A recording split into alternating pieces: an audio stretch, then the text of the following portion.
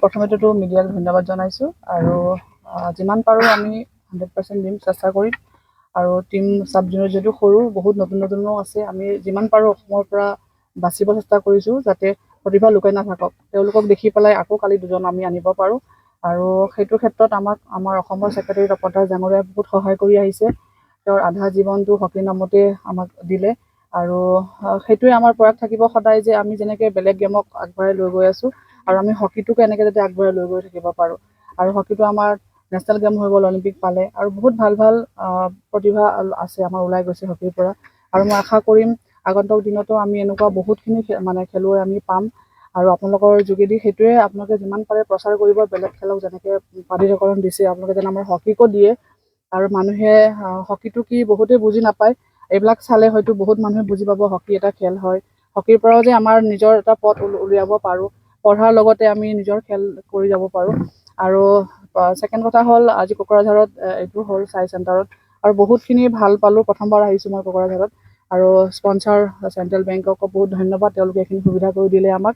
আৰু আগন্তুক এনেকুৱা আমি আশা কৰিম যাতে এনেকুৱা সুবিধা আৰু কোকৰাঝাৰৰ পৰা আমি পাম আৰু আগুৱাই লৈ যাবলৈ আমাক আপোনালোকেও সহায় কৰিব, লগতে চাই চেণ্টাৰে সহায় কৰিব, লগতে অসম চৰকাৰকো বহুতখিনি তেওঁলোকেও অলপ চাই, কাৰণ বহুত দুখীয়া ঘৰৰ ল'ৰা ছোৱালী মানে হকীত জড়িত হৈ আছে।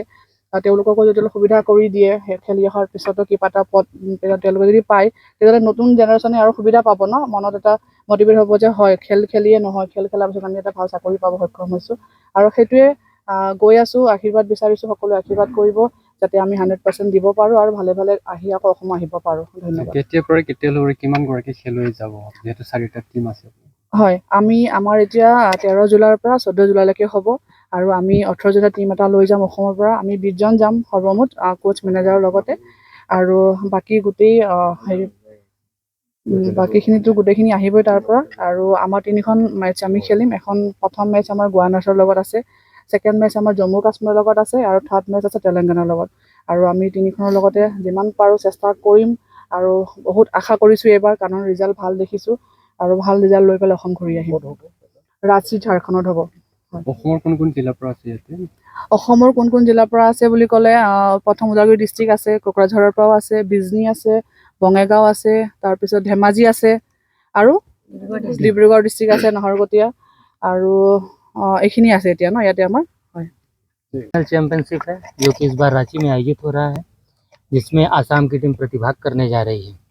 ये सब जूनियर नेशनल 3 जुलाई से 14 जुलाई, 3 जुलाई एंड टू 14 जुलाई होने वाली है, जिसमें हमारे पुल में कुल 4 टीमें हैं। 3 मैचेस हमें प्ले करने हैं पुल टॉप करने के लिए। और आज हम लोग 1 जुलाई है, आज डिपार्चर कर रहे हैं वहाँ के लिए।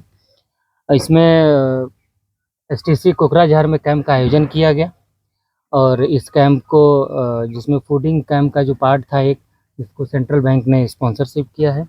और मैं हॉकी असम के जो सेक्रेटरी सर हैं, प्रेसिडेंट सर है, सेक्रेटरी मैम है, उनको थैंक्स करना चाहता हूँ कि ये कैंप ऑर्गेनाइज करने का हमें यहाँ मौका दिया।